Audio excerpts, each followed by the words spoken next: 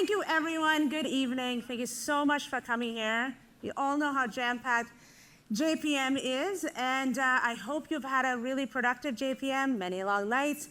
We promise you it's just going to get better after this event. On behalf of Chris and the Recursion team, and Natasha Loder and the Economist team, welcome. So, one of the things that I'm really, really excited about is you've heard the Recursion story, but we have a fantastic lineup today.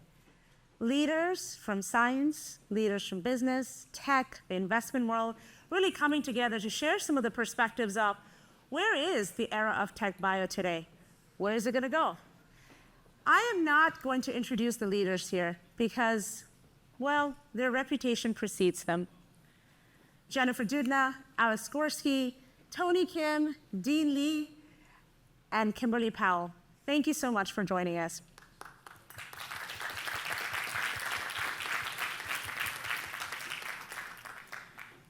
So this is a picture of the inaugural event last year. I remember being here as an attendee. I was really excited by the convergence of bio, machine learning, supercompute, et cetera, coming together. What a great vision. The complexity is enormous. But a year in, what gets me really excited is about the progress that so many of us together are making. A quick snapshot of the Recursion story. This year, we have over 10 development programs in the clinic, development and preclinical, almost in the clinic. 10 programs in discovery, advanced discovery, and over 10 programs with partners. The volume says a story, but what I'm most excited about is bending the curve in terms of how we can actually make better medicines for patients. That's a Recursion story, but there are so many stories like that each of you are driving. In order to do this, in order to create a new blueprint as to how we discover and develop medicines, we all have to work together, creating that community to overcome the really, really hard problems that we have to do. We're still in the early innings here, and I'm so excited about some of the green shoots of success. Every time I read that, any article, whether it's Recursion or not, we know that we're making an immense progress forward. There's another observation I had from last year to this year, watching all the Waymos. How many of you have taken a Waymo in the last 12 months? 25 to 30%. Okay. But all jokes aside, I encourage it. But all jokes aside,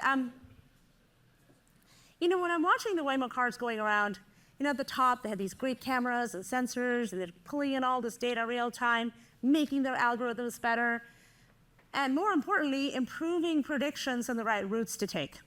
I am a slightly impatient person, so if you can cut 2 minutes in my commute, I am very happy. That's a 5-star. When I think about the life sciences space, we're trying to do something similar, except the road that the Waymos are driving on hasn't really even been built. And that's what's taking so long. Sometimes, as I said, I'm impatient. Sometimes I wonder, why is it taking so long? We understand maybe 10 to 15% of biology today. So much of the chemical space that we haven't fully explored, predicting tox, the list goes on. So that's why we, on behalf, again, of Recursion and the Economist, we're so excited to have you, because not one company is going to figure this all out. We're going to have to collaborate with resilience, creativity, ingenuity, and heart to do what I consider one of the most important endeavors in this industry, which is creating better medicines for the patients that we all serve. So with that in mind, it's my pleasure to get going and invite Natasha Loder to the stage. Natasha?